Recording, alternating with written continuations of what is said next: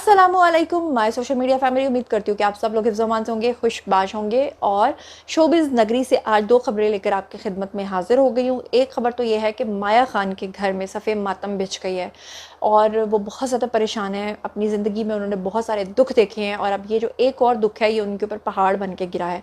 क्या मामलात हैं, क्या खबर है, आपके सामने रखूँगी। इसके अलावा आपको बता दूँ कि भारतीय अदाकारा हैं जनाब, और पाकिस्तान के अंदर उनके बहुत ज़्यादा फ़ैन्स हैं। हिना खान को एक बहुत ही घिनौनी किस्म की बीमारी लग गई है और बीमारी भी ऐसी है जो आखिरी स्टेज पे पहुंच चुकी है।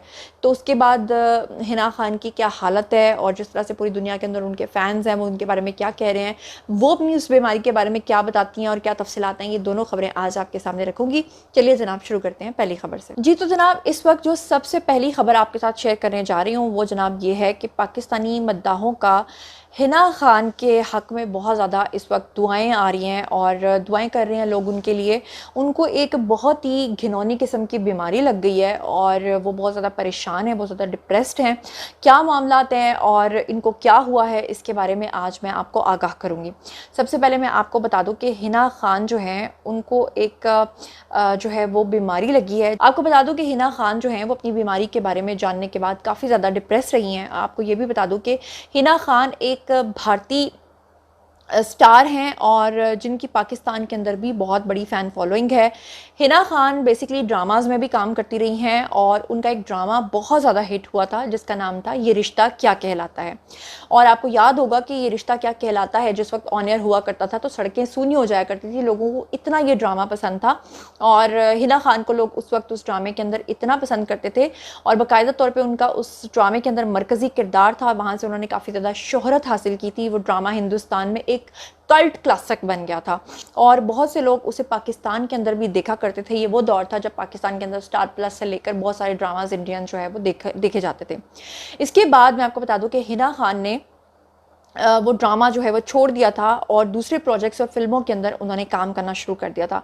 हिना खान की अगर हम बात करें तो इंस्टाग्राम के ऊपर उनकी 19 मिलियन फ़ैन फॉलोइंग है और उन्हें हमेशा अपने मदाहों की जानिब से जो है वो प्यार भी मिलता है और हिमायत भी मिलती है।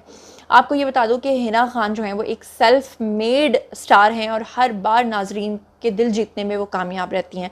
लेकिन जब से उनको ये पता चला है कि उनको एक बहुत ख़तरनाक बीमारी लग गई है तो तब से वो बेहद परेशान दिखाई देती हैं। यहाँ आपको बताती चलूँ कि वो इस वक्त ज़िंदगी के एक बहुत बड़े ट्रायल से गुजर रही हैं क्योंकि हिना खान जो हैं वो कैंसर जैसे मूजी मर्ज़ में जो है वो मुब्तला हो गई हैं। यहाँ पर आपको बता दूं कि हिना खान को ब्रेस्ट कैंसर हो गया है और कैंसर की तशख़ीस जो है वो उनकी हो चुकी है। उनको डॉक्टर्स ने बता दिया है कि आपको ब्रेस्ट कैंसर है। यहाँ पर आपको ये भी बता दूं कि हिना खान ने सोशल मीडिया पर एक और पैगाम जारी किया जिसमें उन लोगों से कहा कि आप मेरे लिए दुआ करें और ये भी कहा कि वो कैंसर को शिकस्त देने के लिए पुरअज़्म हैं। आपको बता दूं कि भारतीय अदाकारों के अंदर कैंसर की बढ़ती हुई बीमारी जो है वो बहुत ख़तरनाक हद तक बढ़ गई है। इससे पहले आपने देखा होगा संजय दत्त को भी कैंसर हुआ था।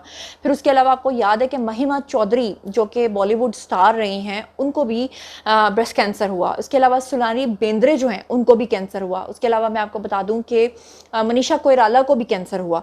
और इंस्टाग्राम के ऊपर हिना खान जो हैं उन्होंने आकर अपनी फ़ोटो भी शेयर की और आपको बता दूं कि भारतीय टेलीविज़न और इंडस्ट्री की मारूफ अदाकारा हिना खान जो हैं उन्होंने आकर इंस्टाग्राम पे लिखा कि मैं तमाम लोगों से ये रिक्वेस्ट करती हूँ कि मेरे लिए आप दुआ कर दीजिए। उन्होंने कहा कि सबसे ज़्यादा तकलीफ ये बात यह है कि स्टेज 3 पे आके उनको पता चला है कि उनको कैंसर है। ये बड़ी ख़तरनाक बात है। उसके अलावा आपको बता दूँ कि उन्होंने कहा कि स्टेज 3 के कैंसर होने के बावजूद मैं आपको यकीन दिलाना चाहती हूँ कि मैं इस बीमारी पर काबू पाने के लिए पुरअज़्म और मजबूत हूँ। उन्होंने कहा कि मेरा इलाज शुरू हो चुका है और मैं कैंसर को शिकस्त देने के लिए पुरअज़्म हूँ और मैं ये जंग लड़ूंगी और मुझे यकीन है कि मैं कामयाब भी हो जाऊंगी।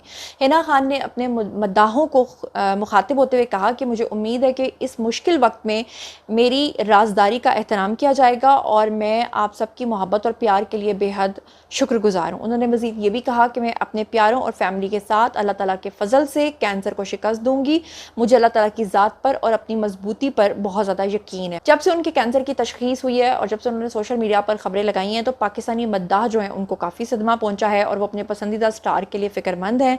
बहुत सारे लोगों ने उनको दुआया कलमात जो हैं वो लिखे और उनकी जल्द शिफा याबी और सेहत याबी के लिए जो है वो दुआएं मांगी और अदाकारा से दिली हमदर्दी का भी इजहार किया।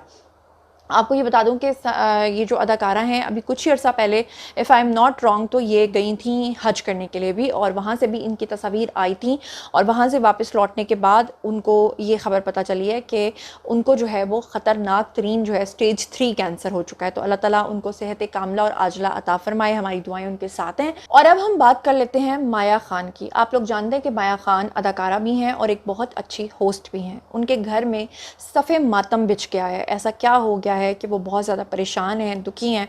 जनाब माया खान जो हैं उन्होंने 28 जून को अपनी इंस्टाग्राम एक स्टोरी लगाई है जिसमें उन्होंने कहा कि उनकी दुआओं के दरवाज़े बंद हो गए हैं।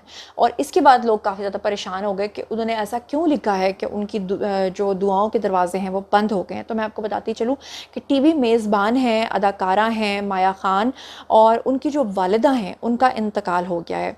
और बहुत सारी जो शोबिज़ की शख्सियात हैं, बल्कि इन्ना लिल्लाहि व इन्ना अलैहि राजिऊन, और जो शोबिज़ की शख्सियात हैं उन्होंने उनसे मतलब इजहार ताज़ियत भी किया है, और उनकी वालदा की मग़फ़िरत के लिए काफ़ी दुआएं भी मांगी हैं। आपको बताऊं कि माया खान ने 28 जून को अपनी जब स्टोरी पोस्ट की तो उन्होंने लिखा कि उनकी दुआओं के दरवाज़े बंद हो गए हैं, उनकी माँ खुदा के हवाले हो गई हैं।